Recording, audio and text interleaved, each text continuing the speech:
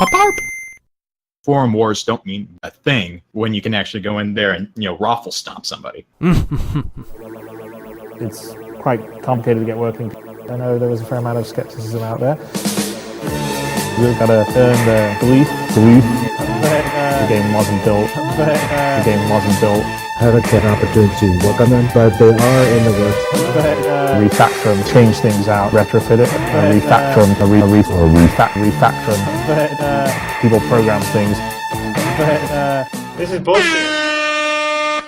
I am your virtual captain, and I'm sitting here with Bootcha and Tippis in this Star Citizen ARGcast. What's up, guys? Doing well. How about you? I'm okay.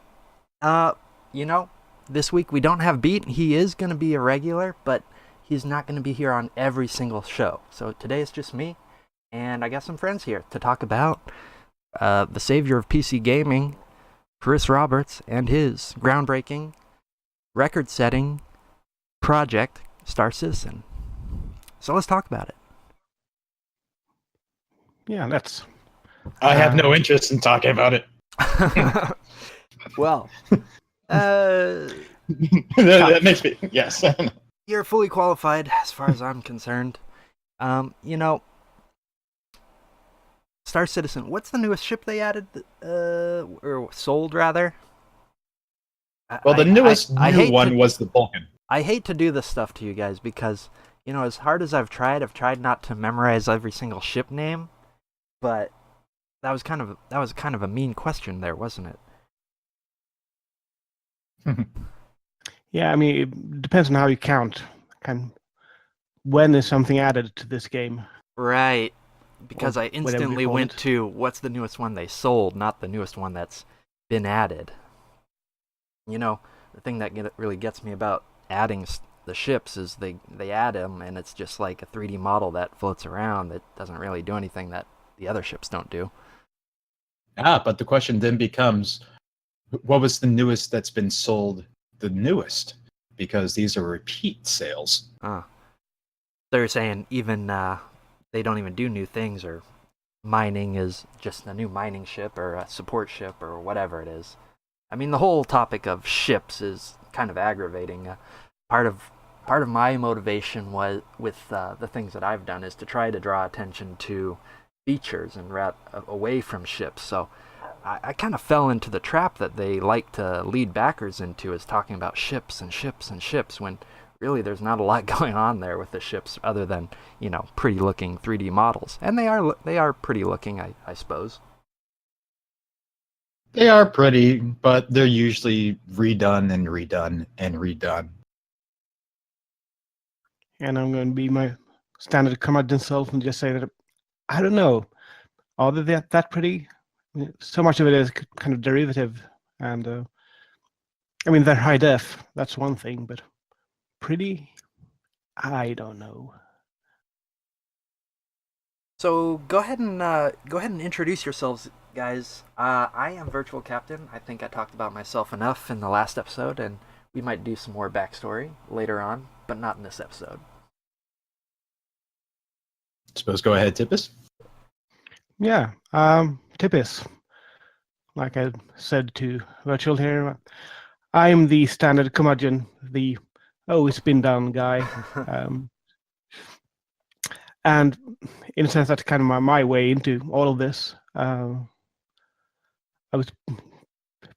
think I first heard about Star Citizen when I played Eve. I thought that, well, I don't know, not enough new things here to really grab my attention, so I just kept playing. And then when I lost interest in Eve, it was well into the Derek era, and things had gone from what I saw as not that interesting to something that's interesting for all the wrong reasons. And do you still play Eve? No, I stopped doing that, I don't know, a couple of years ago. Good for you. I know how that feels. I won Eve. That's kind of large collection of people. Yeah. And I guess for me, I am Bootcha. I was a perfectly normal functioning person until Star Citizen came along. I In which feel much case, the same way. I was perfectly normal until this started consuming my life. yeah. And so ever since Star Citizen has been a long spiral down into madness, and even more so after I left the project, and I have become a sad, mouth-breathing person who doesn't know anything about game development, Oh. and all I do is spout out lies, and I obsess over something that I hate. Mm. Also, you have no insight into the project whatsoever. Hmm. I have been told that, yes. Yeah, Bootcha, you're very interesting character that we have here in the whole story of Star Citizen, and something that I know you can't probably talk about a whole lot is your communication inside the company. But thanks for being on the show. I appreciate it. No, not a problem. I mean, there are a lot of things that I can talk about. There are specific things that I can't. Mm. That I'm trying to figure out how to talk about them. But as it stands right now, and I've cut out a long time frame in which I can figure that out before I actually talk about the important stuff. Now, Bootcha, one thing that you do that I absolutely love is the sunk cost galaxy series on YouTube. How's that going? How much time do you spend on each of those episodes? Pretty much these days I spend about 2 hours a day looking over the scripts, like either the current script I'm looking at or a future script that month to months further on down the road that I'm looking at. Just it's more of a case of I'm looking at my writing to see what I want to get across. And with the help of my editor, I've been able to focus on what's the most important stuff. I'm often And I'm often noticing how eloquent you can be in your videos, and it's not off the cuff at all. And that kind of what you just said backs that up. yeah, I mean, like maybe some of the early stuff, the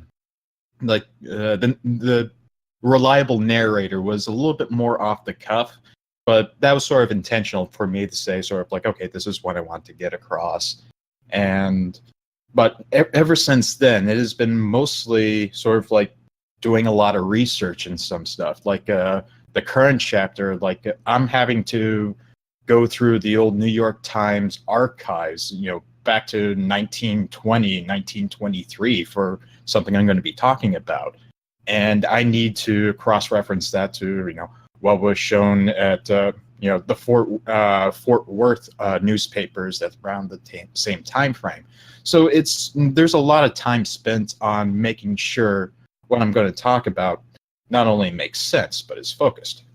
Yeah, well, I find your videos very, very focused, and the text or the script is very inspiring as far as making a point, I feel. But yeah, and then the other aspect is the actual production value that I see going into that. You've got a lot of different animations, a lot of different video sources. How much time do you spend mixing all that? Or is that the easy part? Well, let's see. For the animation side, actually, the most recent one, I guess everybody knows, the ecstasy of JPEGs, the spaceship Tetris, that took almost a month of just animating through the software that I use, just like forcing it to say, okay, I want you to go here, I want you to stop here, and it's clunky software, and I'm sure there is better software to use, but I'm a stubborn person, and I just prefer to work within the constraints that I have, because I guess art is all about constraints, but I wouldn't call Sunk Cost Galaxy art yet. It's unfinished. Why, it's very interesting video series. It has already given me a lot of different insights and puts things into perspective for sure. I mean, we're moving on year 5.5 here since Kickstarter ended. By the way, we're coming up on 2,000 days since Kickstarter ended, and I want to do something big for that day. But yeah, we're moving on here in the years. Do you have any idea what the end of the story looks like? I think Shroud of the Avatar is a good preview into what the end of the story looks like, but like me and Beat discussed, there's a lot of differences. Oh, certainly, yes. Shroud of the Avatar was troubled in the sense that they tried to do a lot within their budget, but they actually they realized that the initial crowdfunding budget that they got wasn't going to be able to handle what their aspirations were. So, they came at a crossroads: either cut back on features and content or raise more money. And obviously, they went for the "we need to raise more money" path. Well, that's exactly the same as we see going on here. Star Citizen was originally slated for 2014. They don't even talk about the year that it's expected now. 2018, it's pretty much guaranteed not to be done. I've called the development extends into the unknown. There's really no talk about when a 1.0 non-alpha or even beta will be in existence. That's, to me, a little bit odd. But it passes for normal in the Star Citizen community, somehow. Yeah, I think that's kind of one difference we'll see between this and Shadow of the Avatar. The concept of a beta, what will actually go into a beta.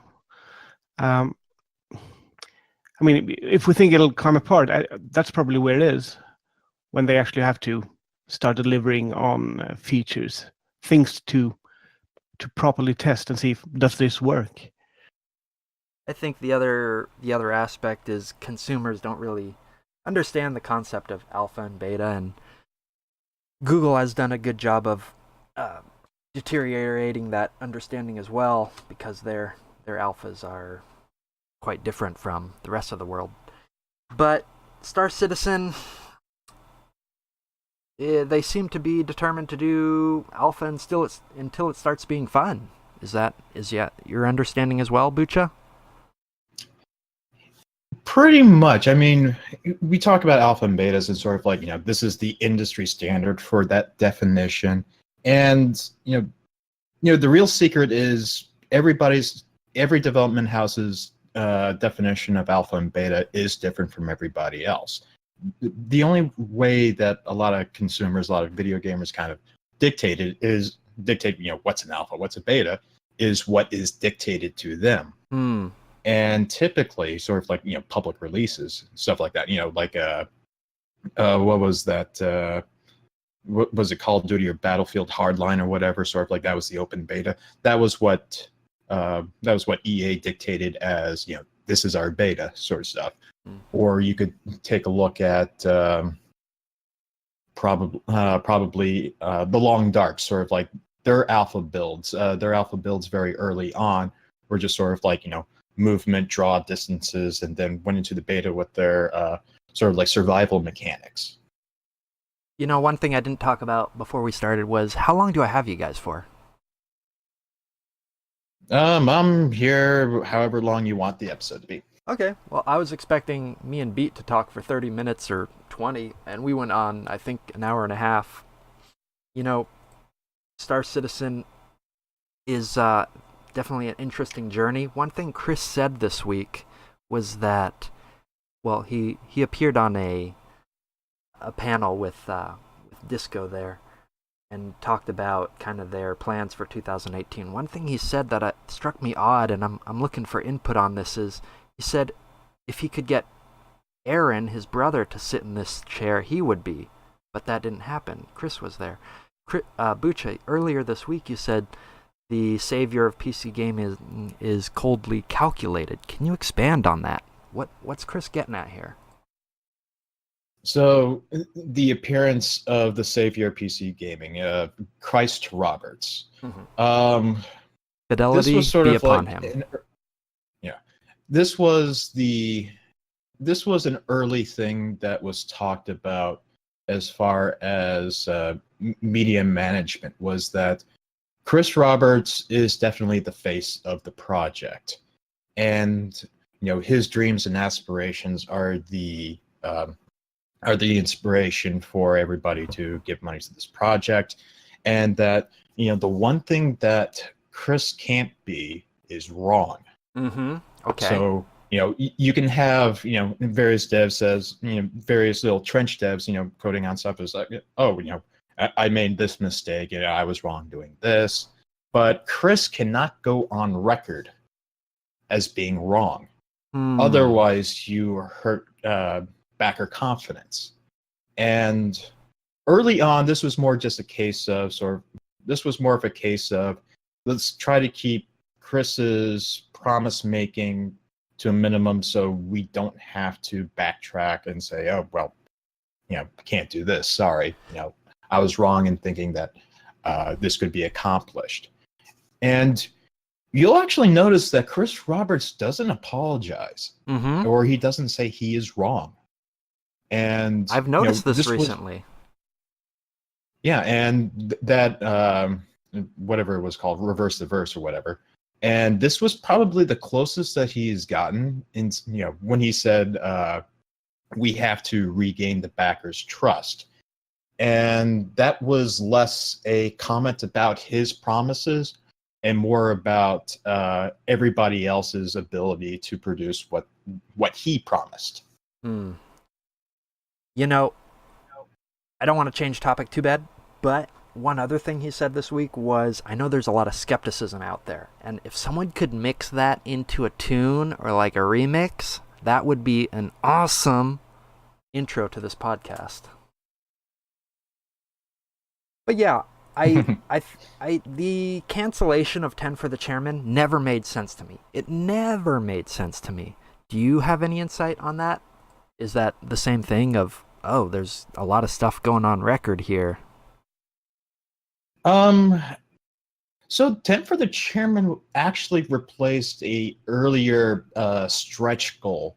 Now, originally, Chris Roberts was supposed to have town halls, sort of like, where he would sit in front of a camera and take questions for about 30 minutes and explain sort of like his thought process on of key milestones that he wanted to take on features that he wanted to take on. Getting Chris Roberts to talk about something for 30 minutes is easy when he'll never be wrong, so to speak. But in terms of logistics and whatnot, that stretch goal was canceled in favor of the 10 for the chairman. So, and plus, 30 minutes of anything is a slog to get through. You see, Around the Verse is pretty slick in terms of, between 10 to 20 minutes, just the right amount of length to, dump whatever info you want on. But once you get up into 30 minutes, Reverse the Verse turns into a slog when you're just kind of sitting there and just thinking, okay, when am I going to get to the next actual bit of information? Oh, yeah, for sure. It does. Tippis, do you follow the video YouTube series they put out every week? Or I know there's a lot of different series. So. Yeah, not really. I mean, there are some things I just pick up on because they're getting talked about, and so I follow them more in the sense of that I try to keep track of the latest, never been done before thing that they've discussed and try to figure out, okay, so where has it been done before? Because that will inevitably be the case. You might be like me. You might catch some of that new show they have is Calling All Devs, and there's a lot of new kind of I don't want to call them slip ups, but kind of insights into what's going on. I find those much more interesting. Oh, very much so. Sort of like the one good thing that the forward-facing developers or PR and media has done is they have replaced the old faces that people were starting to feel ire towards with fresh new faces that you sympathized with or liked and whatnot. Now, I mean, that's partially reason for why 10 for the Chairman was stopped was because Chris Roberts would go on weekly or monthly or whatever the schedule was towards the end of it, and sort of like, Chris, why are you promising more stuff? Why are we talking about fringe things that you're expanding greatly upon when some things don't work at the very basic level? And it's the current calling all devs is more talking about the stuff that's already been promised. And part of the reason I think 10 for the Chairman was canceled was because Chris couldn't stop making new promises. Where do you think that pressure came from? It seemed, I mean, who has pressure over Chris other than Ben, according to Beatwagon's theory, which I'm definitely looking into. There might be something there. We'll talk about that more Tuesday or something when we do the next episode with Beat. But who's holding power over Chris? I don't understand. Who holds power over Chris? Well, Ortwin Freyermuth obviously very much won. Ortwin is powerful enough within the organization and their history of working together within Hollywood that Ortwin can get a word in over Chris. As far as anybody else, Sandy Gardner, obviously. I mean, she's his wife, and Chris, Chris has to listen to her. And I think Sandy has gotten smart enough, at least at this point, to realize that things needed to get shaken up. Whether or not she's actually in control of that decision, I don't know at this point, but I'm pretty sure she has input in it. Probably also David Swafford of Swafford Media. He is the one that's sort of, he's actually really the one that's running a lot of the media relations, and the shows follow under his jurisdiction as well. And Swafford and Roberts have had a long history together too. So Chris at least can listen to Swafford and understand where Swafford's coming from, rather than sort of some random dev saying, no, this is wrong, we need to do it this way, where Chris would be incensed and say, why are you questioning me? Yeah, I've never heard anything along those lines. Oh yeah. I also think we shouldn't, in terms of who's having power over Chris, I don't think we should dismiss kind of the public perception as a vague entity. If he gets the feeling that the perception of him as, the savior of PC gaming and so on, if that gets away from him, that will be enough of a reason for him to kind of stop doing something. And I think that with 10 for the Chairman, there was, for a while there, it was slipping away. People were kind of asking, okay, so are you actually going to do anything of this? Or... Yeah, I wonder, Bootcha, do you have any insight, or anybody here, do you have any insight as to... One thing I noticed, and I've read the transcripts for a lot of 10 for the Chairmans, is a lot of repeats. But the a lot of repeated questions? Yeah. But the other thing being... Also, kind of a lot of softball questions as well towards the end.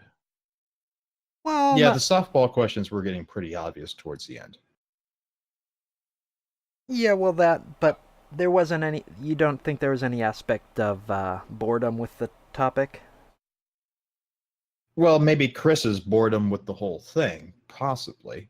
But as far as sort of like repeated questions or softball stuff, honestly, I think it really has to come down to sort of like the fringe experience, or like the fringe experiences, or like sort of like the small little details that Chris loves to go into, sort of like, because he imagines sort of like this interconnected universe where everything makes sense and everything happens for a reason. And you sort of like give this like fringe experience of oh, hey, I was doing this, and then suddenly did this, but I still want to do this. How's this going to work? And Chris could probably talk about that for an hour, just sort of like, well, this makes sense because of this mechanic that I want to do, and that mechanic will track what you were doing on this data set, and blah blah blah blah blah. And then all of a sudden, you get a lot of work just tracking. Oh my God, I have to track this. The server has to track this. The database has to track this. Sure.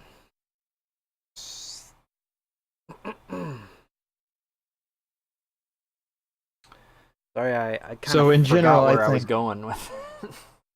I mean, I guess sort of like the boredom, the meaning, the purpose of 10 for the chairman initially was supposed to be Chris Roberts, sitting in front, the word, the word of the divine coming down and saying, yes, we are thinking of this. Yes, this will be done.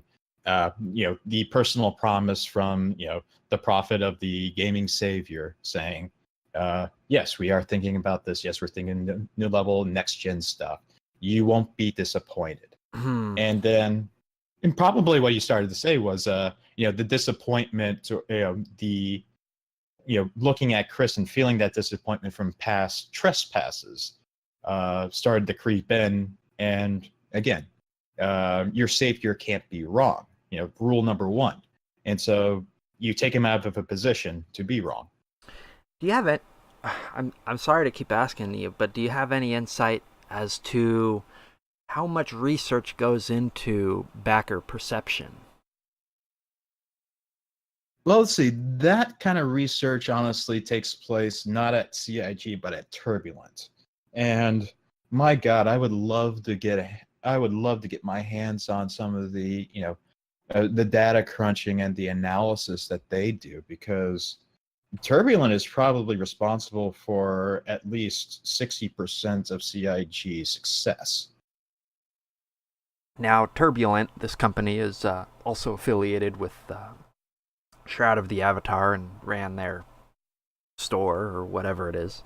Very interesting company. They're based there in Canada, I think. You don't know much about them, it sounds like. I mean, only in the sense that you don't have any reports that they've crunched. Reports that they've what? Crunched or put together. Yeah, I've seen a few different PowerPoints from there, very slick. But I'm not sure how many clients they have, but it sounds like Star Citizen, definitely one of their bigger ones. Very much so, yes. I mean, sort of. I believe it was the Ecstasy at JPEGs episode because they were interviewed by the Quebec branch of Huffington Post, and that's where they talked about sort of like their backer numbers, the actual registered accounts, and how many customers actually purchased something, and how much money was actually raised. So there are little bits and pieces, but Turbulent really remains in the background, and that's more of an indication, sort of, that we're keeping different clients' needs separate rather than trying to sort of mix and match. Sort of, this worked for this client, so let's try it with this.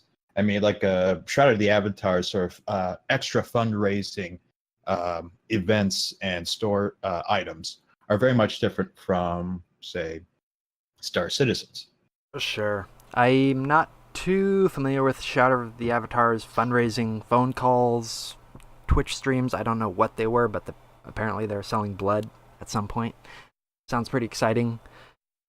But yeah, it definitely appears very different than how Star Citizen operates, which, is around these different mechanics that kind of don't really make much sense to me. They got a lot of different melting of ships and melting of this, that, and the other thing, and conversion credits, and they're all very complicated.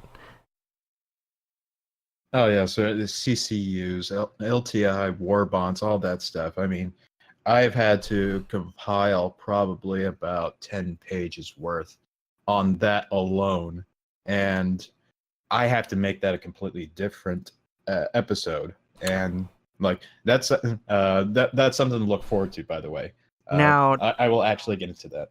Now, Sunk Cost Galaxy, you previewed all the different chapters. Are you saying there's a new chapter being added, or is that already fit into one of the chapters you have planned? Think of it as a Star Wars story, as opposed to the main trilogy, or I don't know how. What would you call a 17, 18 chapter series in that thing? Why, good luck is all I can really say. You signed yourself up for quite a bit there. I would look up my favorite phrase in that intro video, but at some point you said the responsibility falls to you. What do you mean by that? Responsibility falls to you. Which context was it? I think you said the responsibility falls to me to explain this dumpster fire Oh, okay. of ambition or something along those lines. It was a great line, my absolute favorite so far. Do you remember what I'm Yes, talking about? the dumpster fire, the inferno of squandered opportunity fueled by Right. dreams and hubris.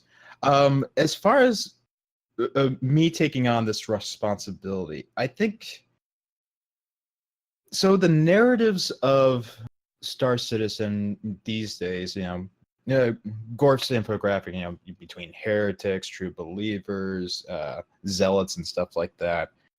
There are different flavors of narratives that come along as far as who is backed and who postulates differently.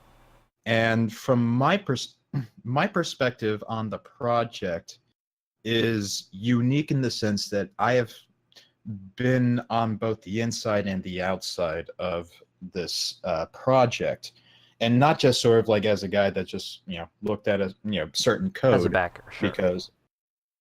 but as a person who had perspective on the entire operation, sort of like the reasons for moving out to LA, sort of why didn't Austin shut down when Derek Smart claimed it would, or the reasons behind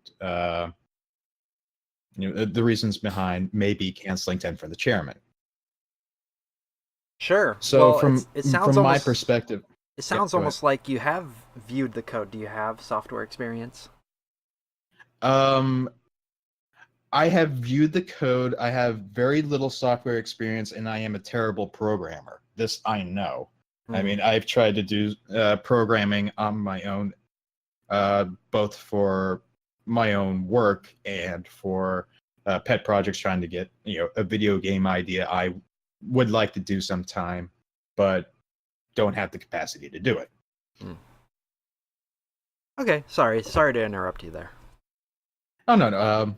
So, but I'm very for much looking me, forward to the entire Sunk Cost Galaxy. It sounds like there's a lot of different topics you explore in there.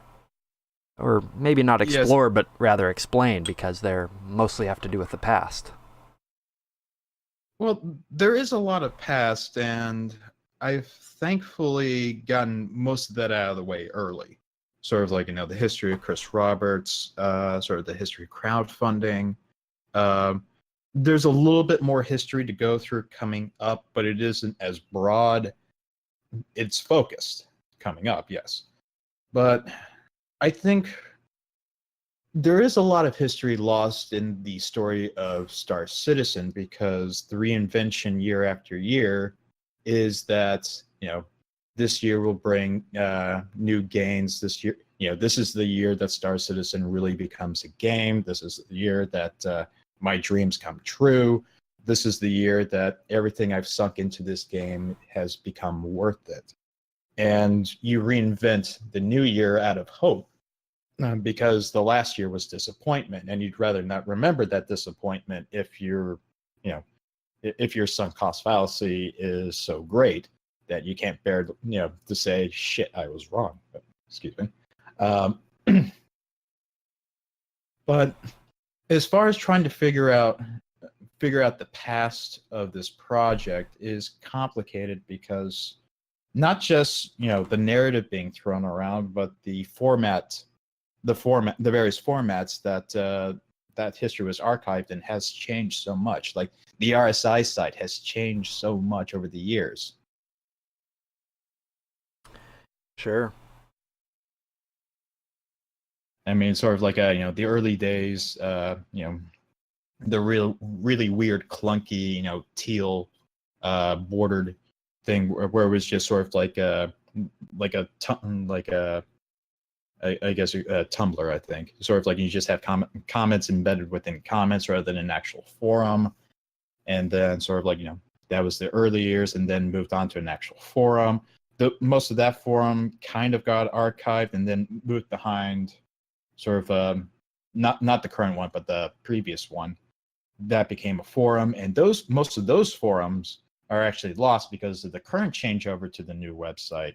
A lot of stuff that was able to be viewed is now locked behind your actual account. So like if you, like for example, if I wanted to check on a sale, and if it's locked behind an account, say like concierge level thing, I can't actually access it. So there's no real actual way to archive what's going on except for people that have access to it. Sure, I've seen plenty of links that don't work for me. And so therein lies sort of like the complication of history, just because the medium in which it was presented in is no longer accessible, nor was it able to be archived.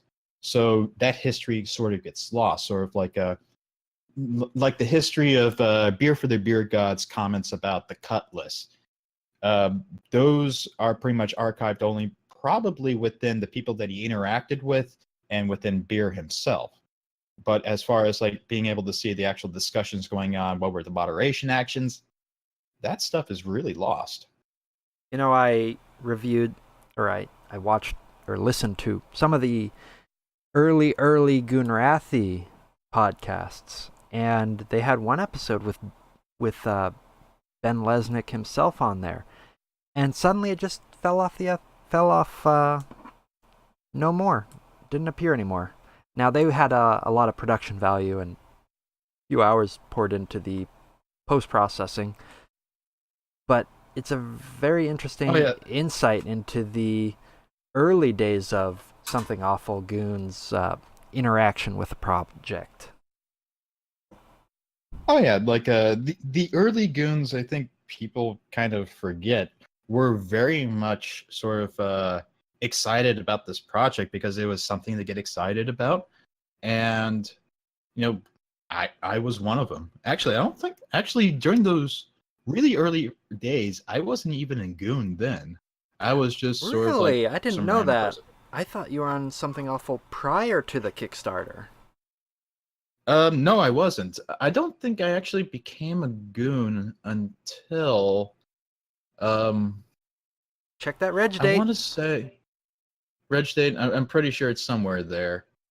Well, at least I didn't become a Goonrathy until about mid 2013, I think, or at least late 2013. Okay, because and what turned you on to that? I remember there were a couple.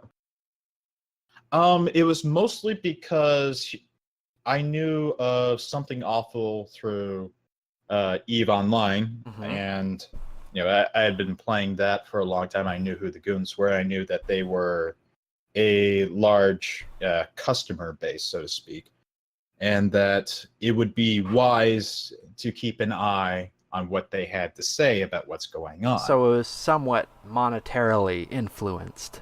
Tippis, how long did you play EVE Online? I'm curious, because personally I couldn't last more than the free trial, honestly. And I think it was 8 years, something. Oh wow! I'm trying to remember when it started wow. and when I stopped. But yeah, about 8 years. That's longer than I played World of Warcraft, and that was a great game. But EVE, very very unique game. I'm surprised to hear a lot of this stuff. Definitely. Yeah, I think I played EVE Online for about 5 years. Okay, also impressive and well done.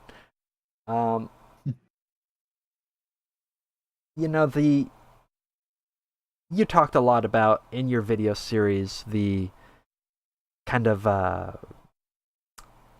the lifestyle of goons there. What do they call them? Goon Waffle, Goon Fleet. Yeah. It's sometimes painful to think that will never happen in Star Citizen, because not only is the game pretty adamant against being a game, but they also have this contingent of downplaying the griefing aspect in their game, even though that's one of the easiest things to do at the moment. Oh, certainly, yes. I mean, sort of like I knew from the Goons and Eve, sort of like, their mission statement was, "We're here to ruin your fun," and that's a pretty legitimate gameplay style, especially as far as Eve is concerned.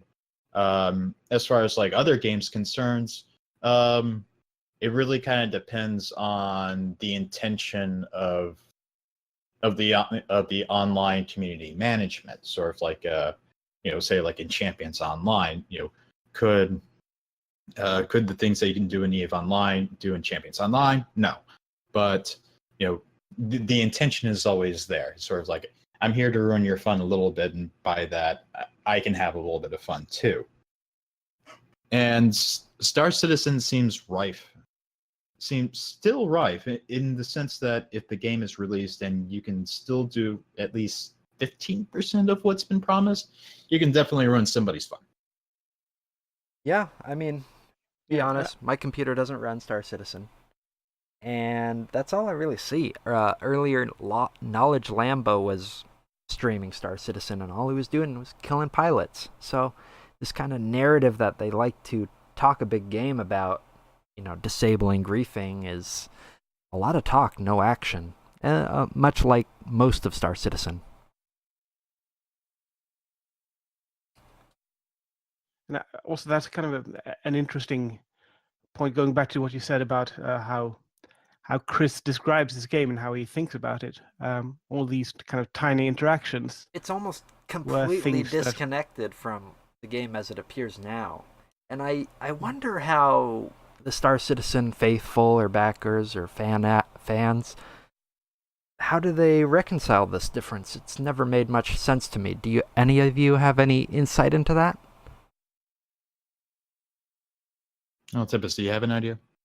I can't say that I do, but I mean, I've tried to understand it a lot, and it has to do a lot with the future, and that's not really something I'm able to do right now. But one day we'll have a Star Citizen backer here, hopeful, on the show, and we'll explore that a little more. But apparently we don't have one today. I thought about inviting one today, but just didn't feel like it was the time yet.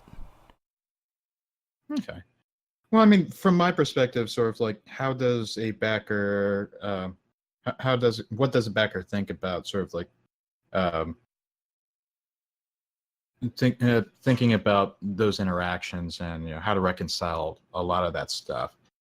It really comes down to what an individual backer thinks, because there's no real consensus as far as what somebody thinks something should work.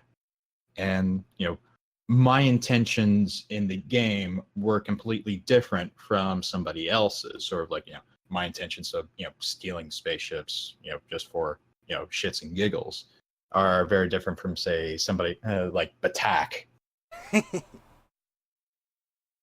Okay, full disclosure, I'm on my second beer here, so if I start getting giggly, I'm sorry. All right. Batak, for those listeners who don't know, is a Star Citizen backer that's very interested in playing the game solo, or playing the game with only people that will help him. He doesn't want to interact with anybody that might double cross him or blow up his ship or, make any kind of hostile action for him. And he posts long effort posts about why this should be implemented and things like that. But basically, when the game goes live, we're going to hunt you, even if the game sucks. Yeah, I mean, Batak is a wonderful personality. He's not my favorite, but he is very much a source of... He's a source of entertainment. Absolutely. I find a lot of the backers a source of entertainment, but that maybe is a different topic entirely. I mean, sort of Go like ahead. my, I mean, my favorite backer of all time. Actually, this is back when everybody was still excited about Star Citizen. Was Baxter. Not familiar with this guy. Uh, I was reading. I was actually reading really old posts, and there was someone, I forget who, is almost a MoMA like, but I can't remember his name. It started with O. Very funny. But go ahead and tell me about this Octopod? Yeah. Octopod. Okay, But I don't know where he but went. But okay, he was funny. Tell me about this other guy. okay. So Baxter was the quote unquote head of a little group called REI. I forget what it stands for, but obviously, sort of the Gunrathi propaganda, sort of like making inferences to like the actual REI outfitters, and so I think it was he came under he got the attention of the goons in some kind of thread where he I guess he kind of blew up at somebody else about probably just the stupidest thing, and then another poster sort of like said like misspelled it as like Bester and say, and he said no, it's Baxter, get it right. And then someone on the gun sort of like, are you sure it's not Bester? I mean, look at shows the Chekhov guy sort of like in Babylon 5, doing Bester in there, with the hand outstretched. Sort of like, are you sure you're not this guy? Because I'd prefer if you were this guy. Mm-hmm. And then just sort of like this self-defense of this persona that this backer had created, and it just lit a beacon just for just, oh my god, this guy's really taking this seriously. I mean, A, how much fun can we have with this? B, how far can we go before we realize that we've gone too far? And so, as such, started the war between Gunrathi and REI, and just the stupidest forum war. I mean, like during the early days of EVE Online, I mean, sort of like the forum wars were very much common, but they started to tone down after it was very much apparent that forum wars don't mean a thing when you can actually go in there and Rofflestomp somebody. So, as in the game, the best part of the game of Star Citizen is always not the actual game, but the interactions around it. Mm-hmm. And so Baxter threatens reporting and moderation, saying that oh, you guys are going to get it. Nukes are launched. Countdown 3, 2, 1. I mean, quite literally. And sort of like this, this is also during the time when I was making, my other bad videos about Star Citizen, sort of like the Gunrathi experience, and you can see Baxter, every so often, just sort of hiding in the background or as a reference. Oh, really? I'm going to have to go back and watch those, because I did not see those, and I'm pretty sure I've watched every single video on your YouTube. I'm going to have to go back and watch those now. So, eventually, I think Ben Lesnick or some other moderator just kind of came heavy-handed on everybody and said, like, you guys are being stupid, cut this out. There's no moderation coming from Baxter and goons. You're just trolling the hell out of him. like everybody's under watch now.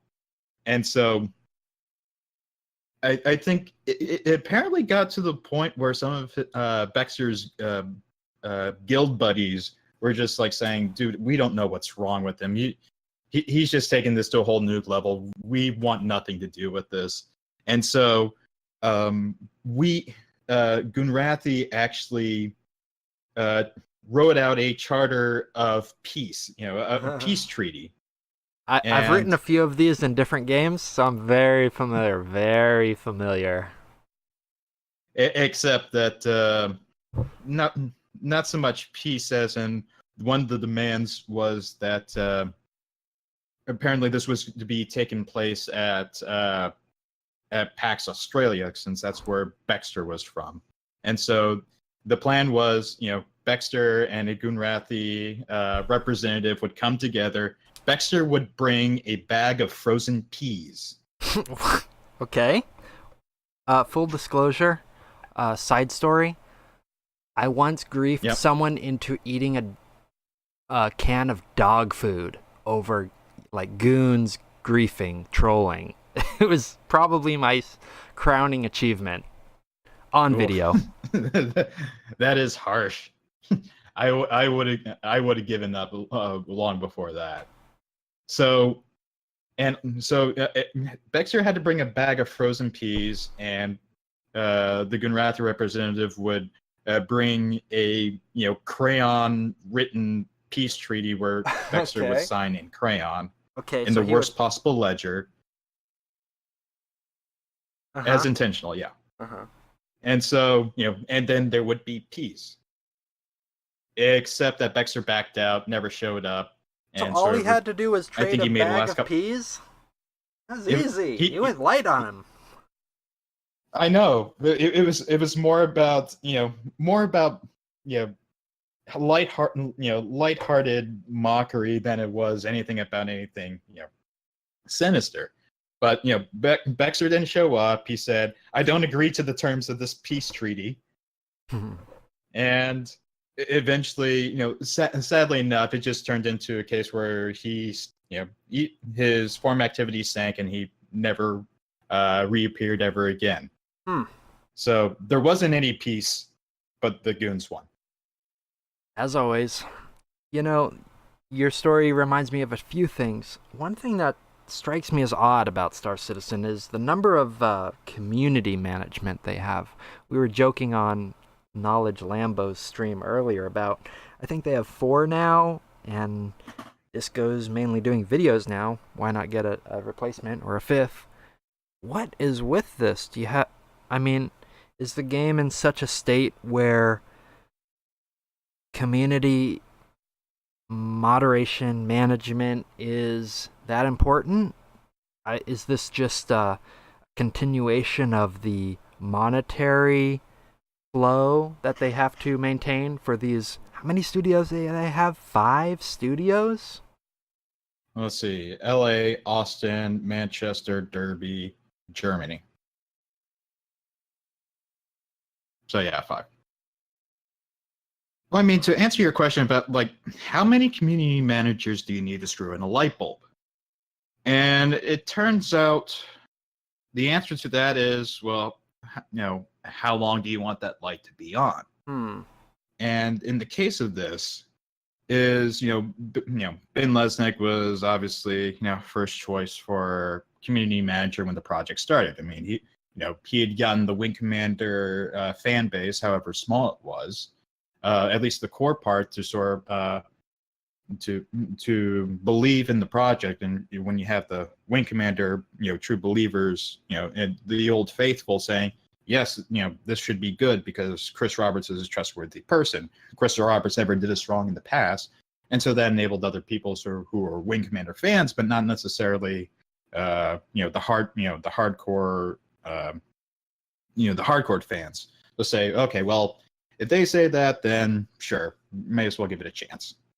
And then I think it was, I'm trying to remember. I think it was the first PAX South that they had. No, it wasn't the first PAX South. It was the PAX North, Boston, where the forums and the community interaction was such to a point where Ben was having trouble actually doing his job, and I brought that up with Sandy Gardner, and I said, look, you have been doing so many things, and community management is one of his jobs, and he can't do it effectively without help, so you need to hire some more help. And I think this was about the time Ben moved down to Santa Monica, after being moved out of the Austin office. How is Sandy in person? And we speculate a lot about her professional attitude a lot in the Something Awful thread. How is she in person? Is it any different or accurate, or how is that? And the consistent thing I would probably say about Sandy is that if you come to her with the problem that she is responsible for, she will have something to say about it. Okay. If you come to her with a problem she feels no responsibility for, she will have a opinion about you. I believe that is probably the most consistent thing I can say about Sandy. You know, a backer of just $60 saying, you know, having a problem with, either marketing or whatnot. Who is Sandy to deal with this pleb?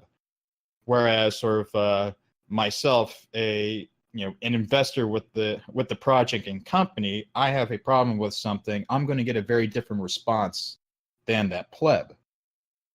Or say, for example, if a project leader comes up to Sandy and say, I have a problem with the community management staff, taking time away from my team, like, can we cut back on the interviews and whatnot? She'll have something different to say to that team later than if the trench dev told Sandy, hey, I'm working on something, can you cut back on this? So it's the interaction between Sandy and people is very different depending on who that person is. Right? I wish there was, like, I am not a psychologist in any way, so like I can't tell you her personality profile.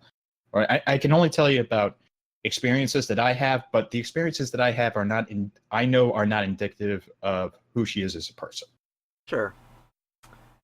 I mean, what is your experience with interaction with Sandy Gar?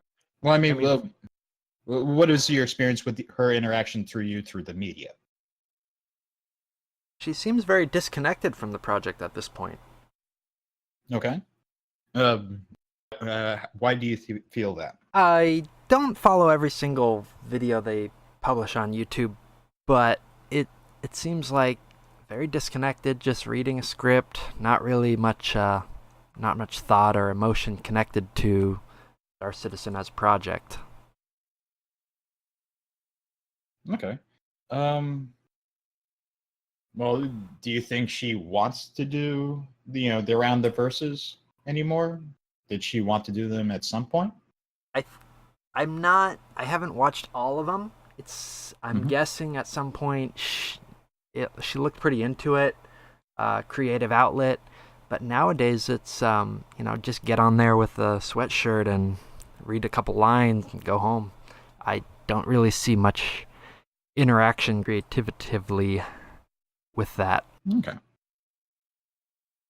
I mean, do you feel that is something that takes up a lot of time for the vice president of marketing? One thing that strikes me with Star Citizen or Cloud Imperium games is they run it very much still like a family business where a very small group of people interacting, yet on the other side of their mouth they talk about, oh, we have 400 people employed. It strikes me as a disparity between what they're saying and what's going on. And Tippis, what do you think? Yeah, I think I agree with the kind of the disparity. On the other hand, I think a lot of that could probably be down to kind of just the structure of the company, the separation to the different studios. So they're not a large company in the sense that there are a lot of people in the same place that they can pick from. So they still have to pick out these kind of key individuals and have them do whatever, even if it is ostensibly high up in the organization. So I would probably say, Virtual, you are you're getting warmer on the sense that a family-run operation, at least in my opinion. You know, one thing And that strikes to me what about extent, one thing that hits me about about all of how, these. Sure, go ahead. yeah, go ahead. Now, one thing that strikes me a lot about these crowd-funded games is they really don't have a lot of foundation to build off of, and I mean by foundation of success. When you start a company and build it up from small number of people, you have to build upon its success, or you basically disappear. And Star Citizen and a lot of these crowd-funded games or projects or any sort of crowd-funded thing kind of leapfrogs that in the sense that they think they have success. And I think Star Well, Citizen is it has... success? Is it success or reputation? I would say financial success, suddenly in Cloud Imperium's case, they suddenly have the wherewithal to hire, 100 plus people, whereas a small business or starting out project would have to work their way up and take each step as it comes. Whereas this, Yes, but Sure, go when we're ahead. talking about sort of like the early crowdfunded stuff, I mean, sort of like the Leisure Suit Larry, sort of like that wasn't so much based off of success as it was off reputation. I have a reputation for making these adventure games that you love. Were they successful? I mean, Leisure Suit Larry was debatably successful. Or you have like a Doug TenNapel who tried to do the new claymation animation game. Neverhood was a wonderful game artistically. Was it a successful game? Not terribly. So you have a reputation to sell, so to speak. And I mean, that's where I would probably argue with you, sort of like it's not so much about success, at least in the initial stages, on your initial crowdfunding stuff. I mean, again, Star Citizen is not your typical crowdfunding venture, but for the start of it, and that's sort of what got Star Citizen from 2 million to 6.2 was reputation, and a little bit of previous success. Yes, I will grant Chris Roberts that he did have success in his previous venture as a game dev before going into the movie industry, which he most certainly was not a success. You have any preview for us on the rest of Star Citizen? I'm sorry, Sunk Cost Galaxy? Let's see. Do you just work on it one Where episode do at a I- time? Okay, let me pull up my chapter list real fast. Let me see what I can talk about. Let's see. I think you could probably figure out who I'm talking about in chapter 6 and 7. Chapter 8 sounds pretty straightforward. Chapter 9 is a complete and absolute mystery. Read us those titles of those chapters if you have them. Okay. Fool's Paradise, chapter 6. Chapter 7, The Lady Macbeth. Chapter 8, The Machine is Bleeding to Death. And chapter 9, The Complete Mystery, Derek Smart, Derek Smart, Derek Smart. Complete mystery, yes. As far as okay, so to give you sort of an idea overall where this is going. So we talked about sort of like going over the buried history, and admittedly, up until about the halfway point and just a little bit beyond that, we are going to be talking about history and what its context is to now. The ancient history is mostly thankfully over. There will be a little ancient history coming up, but it's very focused, as I said before. But actually, as far as what I can specifically talk about, to not ruin everything, because I'm not trying to keep Squadron 42 a secret. The side series addendums that I'm going to do, Salt Cooked Travesty, are going to include a lot of content that I've had to cut out of Sunk Cost Galaxy, and for the upcoming one, I'm actually going to be talking about the stretch goals themselves and the little stories behind them. Okay. Because I want to talk about these things because there are so many little stories behind them, but in the overall stretch of Sunk Cost Galaxy, there is a very focused narrative that I want to concentrate on, not so much sort of like an invented narrative, but a consistent one that is cohesive within itself, and not get lost in the weeds, so to speak. And there are a lot of weeds in Star Citizen to get lost in. Sort of Sure. like, what is a CCU? What is LTI? What were the stretch goals? Stuff like that. The little things that just make Star Citizen so unique and so weird to talk about, like mechanically and socially. Sort of like, One of the hardest things to do with this podcast is, where do you start? Like, where is that insertion point? Very difficult. Where do you just start talking about, the weeds? I mean, like, you can get lost in the weeds for a day. I mean, like, I remember actually Gegel and I had tried to start like our own sort of like video podcast way back in the day at like I can toss you a link later, Capt. But we tried to just talk about two things, Star Citizen and beer. Okay.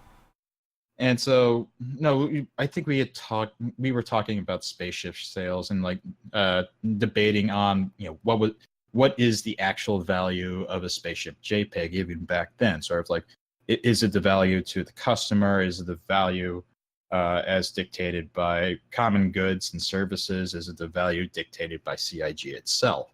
Sort of like, how much should a Vandal scythe actually cost and stuff like that? I mean, way back in the day when I was actually more into it than I am now. And so getting lost in those weeds is fun. And there are a lot of stories that come out of that, but it doesn't serve the purpose of Sunk Cost Galaxy. So having these small little chapters, small little addendums, actually kind of frees up my writing and what I want to get across to say, okay, does this need to be said on the big picture, or can I do a little picture and say, actually explain it, so if I refer to it later on, people already understand it and I don't need to spend 15-20 minutes explaining it. Whoops, sorry to interject here. This episode went a little long and I have to cut it in half just to get it uploaded.